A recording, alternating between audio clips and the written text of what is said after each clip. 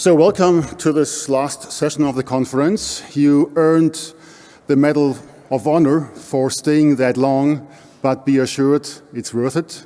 Security, a very relevant topic. You might understand that already, but after these presentations, you will have a much better view. Interesting topics are picked up by our speakers today. And I would like start to introduce Linda Dunbar from Huawei. She will talk about application-controlled security through SDN and virtualized network security functions. Linda is a distinguished engineer and technical leader in Huawei Fixed Network Business Unit. She is currently responsible for leading the SDN+NFV architecture development for large-scale cloud data centers and network services. Linda is currently chairing the ONF Layer 4 to 7 group and is leading the 9-vendor NFV ONF service graph for the proof of concept project.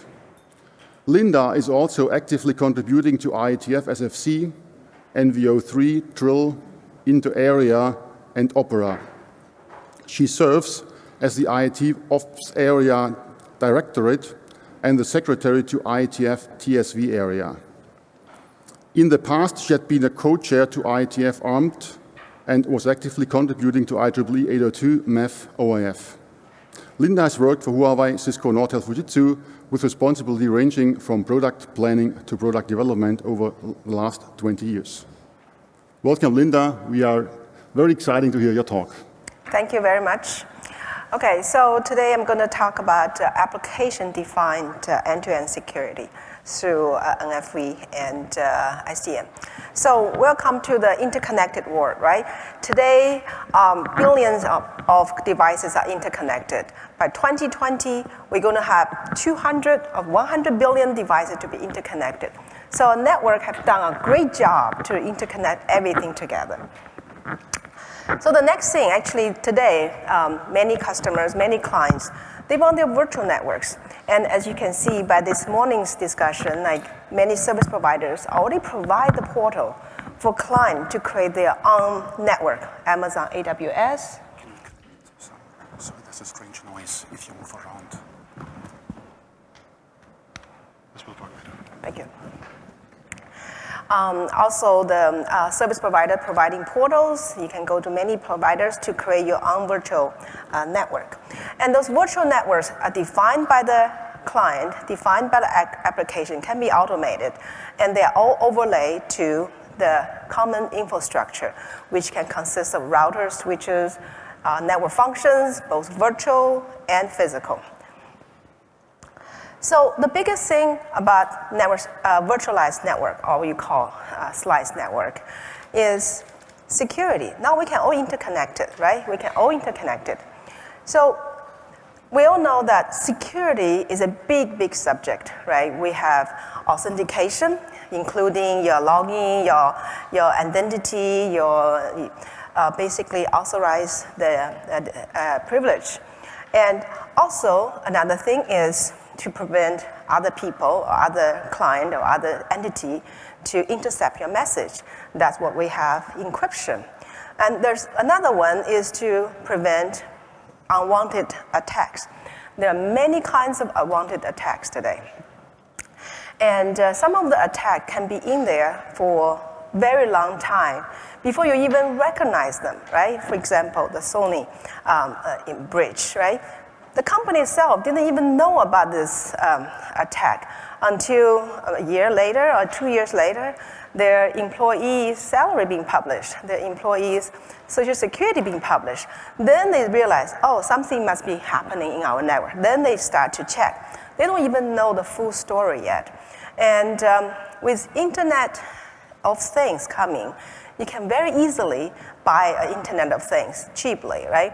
You can get a toy, get things. And some features may be considered as not that important. Like, for example, replay, right? You have a device, you may have some chipset on your device, and other attackers can make them doing replay, maybe 10,000 times per second. And then that can create a heat on the device, eventually create the burning down of houses. Actually, those kind of things has happened. So preventing unwanted traffic is a big issue for today's interconnected world and also for the sliced network. So that's what we're saying. We need to have a way to protect our connected network. And the reason for those diverse, sophisticated attacks today is not only because attackers have become smarter and more tools available. Today, you can go to buy those attacking services, components very easily over the market, open market. You can go to rent thousands of virtual machines with legitimate addresses to attack your network simultaneously from all over the world at the same time, and make the cloud easy access to virtual machine, to computing, make it very easy for attackers to initiate a big volume attack. So for the sliced network or for the future application network, the big thing is how do we protect the traffic? And today, we may have some kind of built-in mechanism. We may want to build in some special layers in the packet so that the network can process them differently. But any kind of standardized method, any kind of payload data structure will be available to attackers as well. And they can utilize that to attack the network. And encryption alone is not enough, because encryption's purpose is only for my traffic is now visible to other entities, right? You make sure that whatever I send between my peers are not intercepted. But it doesn't prevent other attackers attacking your system. They can send large volume of data, travel requests, a packet to your network, and to your node, to your end devices, causing it to melt down. So the biggest thing now, actually, instead of thinking how do I allow traffic go or don't allow traffic go, is to provide a mechanism for applications to tell the network, inform the network when they want to receive traffic, how they want to receive traffic, and what kind of traffic they would like to receive. It's almost like a dynamic whitelist. Like today, we all know that ACL can do, you put down a blacklist, right? Who cannot access, who cannot access. So we want to propose a new paradigm, providing a tool to applications, allow them to dynamically request some traffic to go through, some traffic not going through. Like for example, you may have a conference network, right? And the conference network has the way to control the connection. You may request a connection to your peers, and that controller can interact with the network. So whenever you request a connection or request the network, they may be able to give you some kind of metadata, and that metadata is used only for that duration of the call to allow network to allow this traffic go through. Otherwise, you don't. Just like sensor network, you can do a similar thing. So today actually is the better time than ever to achieve this kind of method. We have heard many talks during this conference or in other conferences about virtualized CPE, moving the network functions into the cloud. With the virtualization technology become more mature, and many of the service functions can be consolidated into the provider domain. With that, operators be able to utilize all those network functions collectively, and then be able to create needed service functions for the client at the need. So with this kind of train, with those kind of enabling technology, and making the end-to-end security insurance for the application network becomes more viable.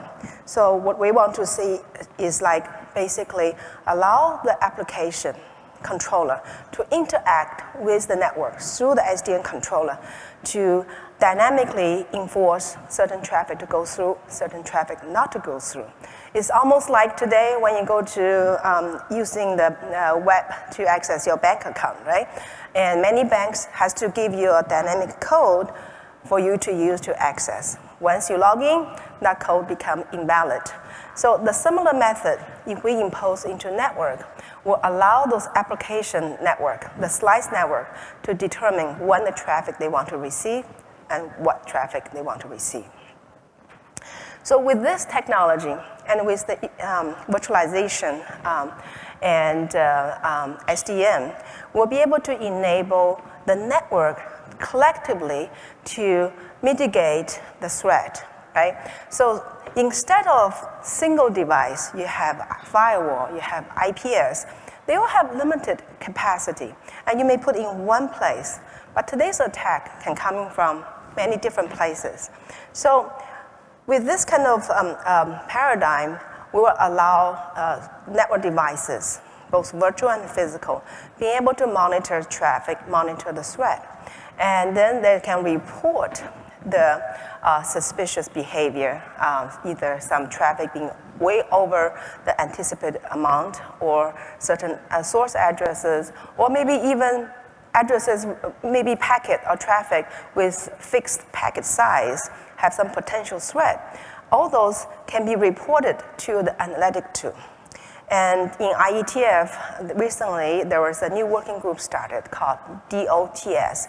That's the DOS, anti-DOS mitigation mechanism, signaling for help, like devices and switches, routers, or network functions detect certain threat, they report the threat through the standardized protocols so that different vendors can put it together in the network.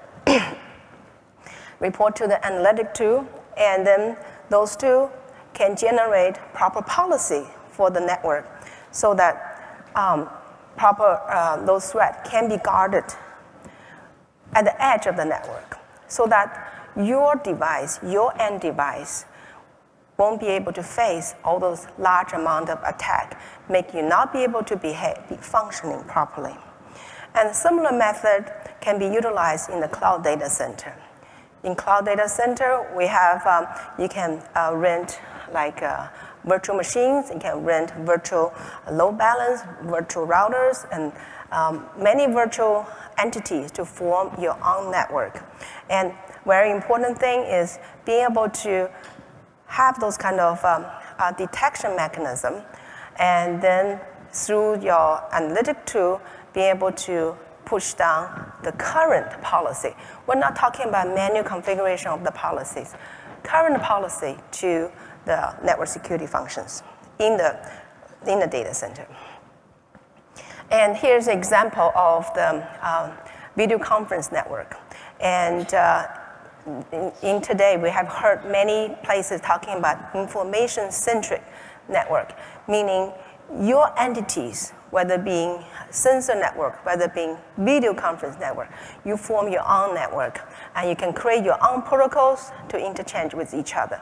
But all your traffic actually traverse through the common infrastructure. And you can have encryption, but encryption doesn't prevent unwanted traffic attacking you, make you not be able to functioning.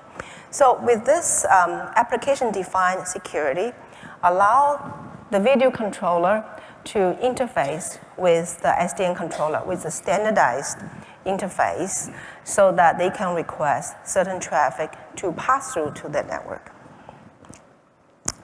Here are some technical details. And recently, in IETF, we created a new working group called Interface to Network Security Functions. I'm one of the co-chairs for this working group. And so this working group's target is to standardize the interface, allow the controllers from different vendors to have the same type of APIs for the applications. Make it easier for application to use standard interface to control the behavior they want.